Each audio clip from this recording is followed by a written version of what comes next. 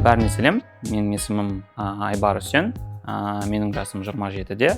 Мен Түркістан облысы Сайрам ауданы Ақбұлақ ауылында туылғанмын. Және де мен физика-математика бағытындағы Шымкент қаласындағы Назарбаев зияткерлік мектебін 2015 жылы бітіргенмін. Сосын мен Назарбаев университетінде экономика бағытында университетті бітірдім. В целом, ниш, даже если, несмотря на то, что я отучился там всего лишь 2,5 года, так как он открылся у нас очень поздно, заложил во мне основополагающие принципы и ценности, которые я до сих пор стремлюсь соблюдать и придерживаться. Это в первую очередь это открытость к новым возможностям, открытость к миру, это уважение и также, возможно, вот эта академическая честность, которая, возможно, пресловутая, но которая преследует нас всю жизнь. Пытаемся быть честными с собой, с окружающими, и неважно, где ты работаешь или где ты живешь, повсюду несешь эти ценности с собой. В целом, в своей работе, неважно, это большой крупной корпорации или же в стартапе, я пытаюсь применять те навыки и те ориентиры, которые я приобрел в ниш. И вот это принцип открытости, честности и принцип взаимоуважения, да, ко всем я применяю в своей работе. Например, в крупной компании, как Космосфат, неважно, это будет, будь то гендиректор или же рабочий, да, то есть который работает на заводе, должно быть одинаковое взаимоуважение, а также должно быть верное представление о том, что мы пришли сюда на работу не только зарабатывать, но и приносить какую-то ценность, распространять те ценности, которые были заложены в нас, и пытаться улучшить нашу страну посредством каких-то маленьких шагов, и каждый должен это делать на своем уровне.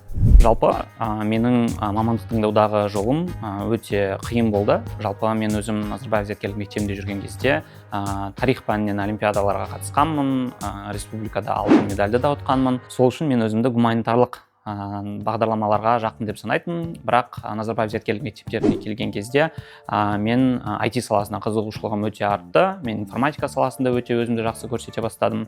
Бірақ соңында универ таңдаған кезде мен информатика жалпы IT саласына тапсырғым келмей, экономика саласы және де халықаралық қарым-қатынастар таңдаған болатын. Назарбаев университетіне түскен кезде менің ойымша International Relations и Economics екі направлениені алып жүремін деген ойда болған.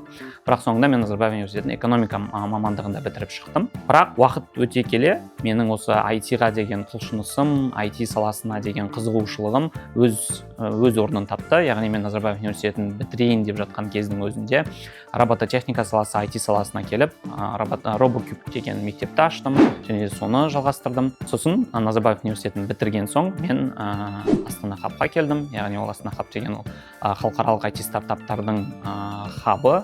Және де сосын да мен осы IT саласын Космосфат компаниясында жалғастырдым. Қазір де осы IT стартаптар саласында жүрмін. В целом, мое экономическое образование очень помогает мне в IT-сфере, так как IT-сфера она относительно новая и прогрессивная, но там тоже существует своя экономика. В стартапах это выражается в юнит-экономике или в расчете кэш-флоу и P&L, да, то есть Profit and Loss. Поэтому те важные навыки, которые я приобрел в Назарбаев университете, обучаясь на экономику, очень помогают мне в развитии стартапов и в построении экономики IT-компаний. В целом, в IT-мире есть такая методология, называется, или даже философия, да, Agile, которую применяют почти все компании мира именно в IT-сфере. И в жизни я тоже пытаюсь соблюдать принципы Agile. Если обычный человек видит месяц или же неделю, я в этом вижу спринт, в котором нужно сделать спринт-планинг, нужно провести ретроспективу, и всегда любую вещь, любое планирование, какое-то жизненно важное планирование, я пытаюсь делать его в рамках Agile. То есть я делаю обязательно спринт-планирование, пытаюсь отыскать какие-то риски, пытаюсь понять, что я беру именно на эту неделю или на этот месяц или же на этот год, ставлю себе цели, планы и пытаюсь в рамках этого спринта, да, этого периода возместить и закрыть все эти задачи. И, наверное, если брать именно дэшборд мой жизненный, это в первую очередь, конечно, семья. Я уже женат, есть ребенок, и это в первую очередь для меня самое главное. Семья, близкие, родные, забота о них, планирование каких-то семейных мероприятий. А в вторую очередь, конечно, это мое развитие, карьера, профессиональное развитие, самообучение, как в НИШ нас обучали, да, lifelong learning, то есть я пытаюсь также обучаться и развиваться в разных направлениях, не только в IT-сфере, но и в других, в проектном менеджменте, например. И также, наверное, немаловажно тут играет развитие своего сообщества, то есть комьюнити, которое окружает тебя, люди, друзья, нетворк. То есть для меня как раз-таки НИШ, Назарбаев университет, является таким комьюнити, которое сформировало 90% моего комьюнити, и я до сих пор общаюсь и поддерживаю очень хорошие связи с моими друзьями, одноклассниками, с НИШ и сокурсниками с Назарбаев университета. Итак, после большого опыта в производственной компании «Косфосфат» я решил обратно вернуться в IT-сферу, именно в стартап-сферу, да. Немного проработал в компании Target AI, где я работал именно проект-менеджером. Это тоже интеллектуальная система, которая развивает компьютерное зрение и искусственный интеллект, именно видеоаналитика. То есть посредством видеоаналитики помогает обезопасить наши города, наши регионы и превентивно предотвращать преступления и помогать жителям для создания комфортной среды в городе. И я думаю, такие стартапы, которые создаются в Казахстане, помогают нашей стране становиться более независимой в этой сфере, стать таким хабом, да, региональным хабом для Центральной Азии, да, Центральной Евразии, где, например, как на территории Астана-хаба, в Алматы очень сильно развивается IT-экосистема, и такие стартапы помогают привлекать больше инвесторов, привлекать большие таланты не только с Казахстана, но и из соседних стран. И с недавних пор я перешел в новый стартап. Стартап называется Shy Pro, сокращенно с Sherlock AI. Наверное, название само говорит за себя. Это, можно сказать, это ноу-код платформа, которая на базе искусственного интеллекта помогает автоматизировать бизнес-процессы. И, по сути, это платформа, которая объединяет в себе практически все LLM-модели, новые языковые модели и помогает бизнесам автоматизировать определенные рутинные задачи. Например, может заменять техподдержку или же помогать онбордингу новых сотрудников. И в целом наша компания сосредоточена и фокусируется на большие корпорации, государственные организации, а также частные компании, которые пытаются внедрить у себя искусственный интеллект. И здесь как раз-таки Shy помогает компаниям понять, что им именно нужно, и помогает в AI-трансформации. Такие стартапы, как Shy, помогают нашей стране становиться на одной волне, да, быть на одной волне вообще вот этого бума искусственного интеллекта. И наша команда, она, кстати, международная.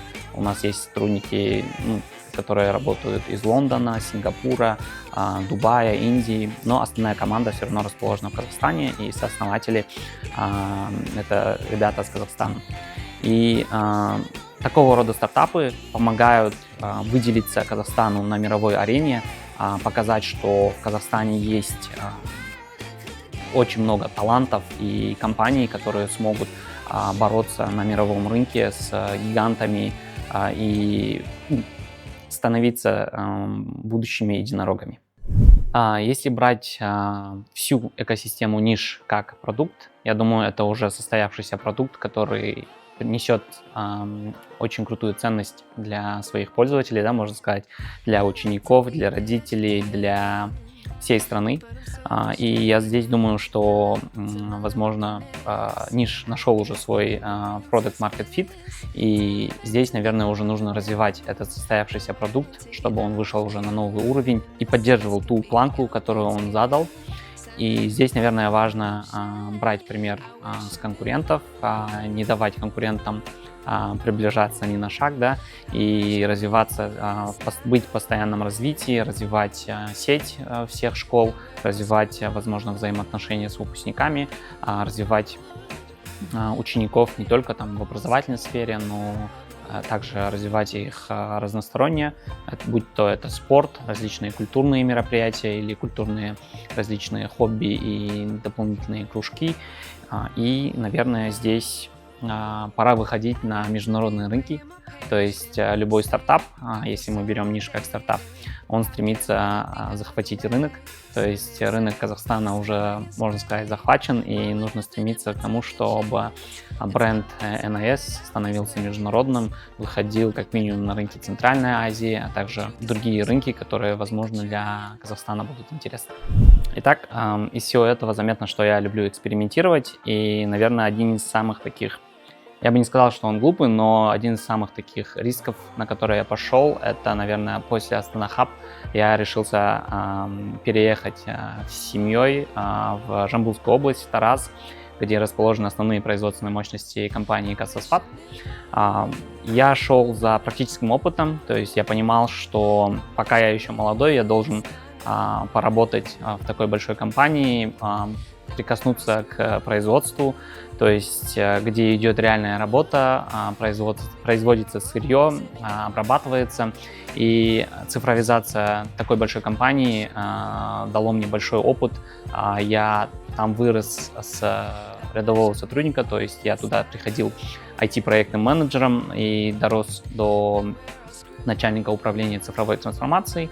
И за эти 3 года, возможно, в Таразе я понял, что да, мы говорим про инновации, да, мы стремимся стать какой-то IT-страной, да, Smart Nation, но нужно и важно понимать, что сырьевая база нашей страны, она колоссальная. Возможно, да, закончится нефть, но будет уран, будут другие ископаемые. И в этой сфере тоже нужны крутые специалисты, которые должны развивать это. И это все равно будет, то есть и будет одним из главных секторов нашей страны, то есть секторов экономики нашей страны. И здесь, наверное, очень важно внедрять инновации и различные новые технологии в сфере производства, не только нефтегазодобывающую отрасль, но также производство других редкоземельных металлов, урана и фосфоритов. Менторство является одним из таких возможностей, которые помогает развиваться не только подопечному, да, но и самому ментору, поэтому я бы с радостью взялся за такое направление, тем более будучи старшим братом, да, то есть у меня есть младшие братья, сестренки, я всегда пытаюсь быть для них не только там старшим братом, но быть ментором, другом для них, помогать в их развитии.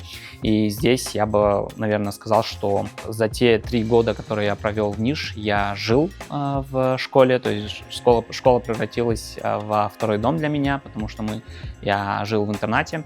И начиная с тех времен я всегда пытался и помогал ребятам помладше. Неважно, где ты работаешь, в стартапе или в большой компании, есть свои сложности. И здесь, наверное, я просто подсвечу, что самое сложное в стартапе и что самое сложное в большой компании. То есть в стартапе самая большая сложность – это неопределенность. То есть ты не знаешь, будет ли существовать стартап в следующем месяце, в следующем году, хватит ли денег у стартапа дойти до точки безубыточности. Ты не знаешь, хватит ли денег у стартапа дойти до точки безубыточности, и всегда ты в тонусе должен держать себя, потому что это стартап. Он работает в сфере, то есть в атмосфере неопределенности, и всегда нужно искать ответы на вопросы, которые ты должен задавать сам себе или же задавать рынку. И вот это самое сложное в стартапе, наверное, найти, искать и постоянно быть в тонусе, чтобы стартап оставался на плаву. Что касается, наверное, больших производственных компаний, это все-таки изменение мышления. То есть в больших компаниях там уже годами, десятилетиями существуют определенные правила, нормы, как их называют, внутренние нормативные документации, которые как конституция, то есть их изменить очень сложно, и также очень сложно менять мышление людей, которые проработали 20-30 лет, а то и 40 лет в таких больших корпорациях. организациях, и когда ты приходишь туда, ты все равно считаешься зеленым. Неважно, какой у тебя опыт, какое у тебя образование, тебя считают, наверное, новичком, который не имеет права что-то либо диктовать или внедрять что-то новое, не познав все азы производства. И здесь, наверное, очень сложно построить вот этот мост между существующими сотрудниками и новой командой, которая приходит на разные проекты, будь то это цифровизация или же оптимизация каких-то финансовых аспектов компании. И здесь, наверное, очень важно выстроить диалог между производственниками и ребятами, которые сидят в офисе в производственных компаниях. И, наверное, вот самое сложное в производственной компании. Когда я слышу слово «ниш», в первую очередь, конечно, приходит моя школа.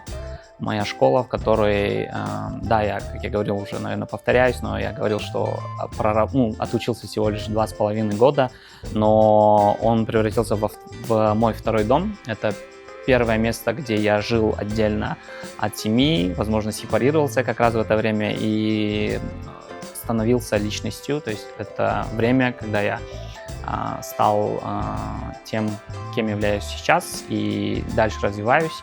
Это, наверное, комьюнити ниш, которое очень большой, уже несколько десятков тысяч выпускников. Это крутые возможности, которые дала нам школа, то есть это касается и образования, спортивные достижения, олимпиады, возможности поездок за рубеж, возможности участия в крутых проектах. Это все ниш. Ниш — это, конечно же, учителя, которые нам дали много всего, дали нам самые главные навыки и вот те ценности, которые они привили нам. Это не просто здание, да, которое расположено где-то в каком-то городе, в областном центре. Это вот место силы, где каждый выпускник ниш, я думаю, может повторно найти себя. И очень важно держать связь с школой и нести вот эти ценности, которые привила нам школа на протяжении всей жизни. В эру искусственного интеллекта очень важным навыком является decision making, то есть быстрое принятие решений, умение быстро принимать решения. Поэтому здесь, наверное, я бы посоветовал большинству выпускников, что выбирать нетипичные решения — это не страшно, то есть вы не должны бояться этого, потому что неопределенность убивает, неопределенность еще больше будет тормозить вас, поэтому лучше быстрее принять, даже если это нетипичное решение, это решение. Есть же пословица, как поговорка, да, можно сказать, eat the frog, то есть нужно просто сесть и проглотить это решение и просто мириться с последствиями. Это может привести к хорошему, это может привести к плохому, это может стать чем-то поворотным, грандиозным, поэтому лучше принимать это быстро, как в стартапах, и идти вперед, не зацикливаясь на данном решении. Егер де ертең мен тағы да Назарбаев зияткерлік мектебінің табалдырығында болсам, өзіме былай айтар едім: барша мүмкіндіктерді қолдан, осы жерде сен өзіңнің өмірлік достарыңды, үзеңгілес жолдастарың мен өмірлік серіктестеріңді табасың. Ештеңеден қорықпа, эксперименттер жасаудан қорықпа, ағылшын тілін міндетті түрде үйрен, немесе қосымша тілдерді де ал, және де тек қана білімге ғана, тек қана оқуға ғана уақытты бөлмей, жаңа достар ізде, жаңа мүмкіндіктер ізде, және де осы уақытты бағала. Осы уақытта сен өзіңнің өміріңнің былайша айтқан кезде фундаментін құра аласың. Сол үшін де ештеңеден қорықпай, тек алға жылжи бер.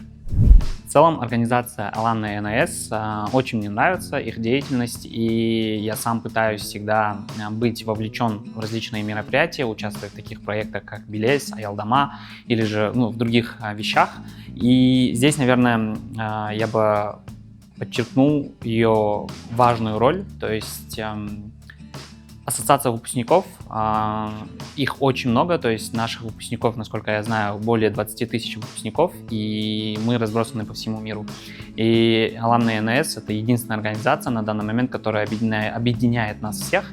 И я думаю, здесь, наверное, можно пойти дальше, то есть я знаю, что в различных городах, где сконцентрировано больше всего выпускников, создаются определенные объединения. И здесь, наверное, подсказал бы, что было бы круто, если бы наш опыт, который мы сами смогли в Шымкенте организовать.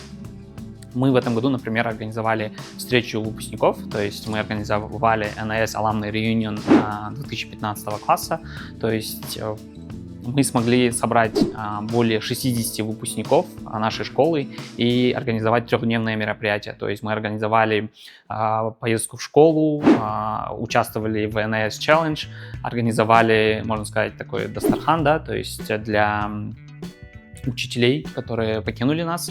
И также мы организовали большой турнир NIS Alumni Cup, назвали мы его, в котором приняли участие не только выпускники нашего потока, но и потоков ниже. То есть в нем участвовало 8 команд по футболу, 4 команды по волейболу. Это было очень такое занимательное и интересное мероприятие, где выпускники разных годов смогли объединиться и провести вместе время. И также мы организовали свой вечер, конечно, тоже, и это нам помогло вспомнить крутые события, крутые моменты со школы, узнать друг друга поближе. Некоторых ребят мы не видели 10 лет с момента выпуска. И я думаю, такие мероприятия смогут еще раз сблизить выпускников ниш. И здесь можно как раз-таки организовывать, чтобы это проходило в каждом ниш, в каждом городе, то есть ежегодно, чтобы это превращалось в традицию. И на таких мероприятиях выпускники могли выбирать себе даже мероприятие. Кто-то хочет увидеться с учителями, организовать какое-то мероприятие, кто-то хочет просто сходить на спортивное мероприятие, а кто-то хочет просто вместе провести вечер, ностальгируя по школьным годам. И здесь, наверное, желаю просто удачи и терпения Alumni NIS, которые проделывают неимоверную работу, и я надеюсь, что их проекты все будут успешными, и я сам буду пытаться вложить свой небольшой contribution.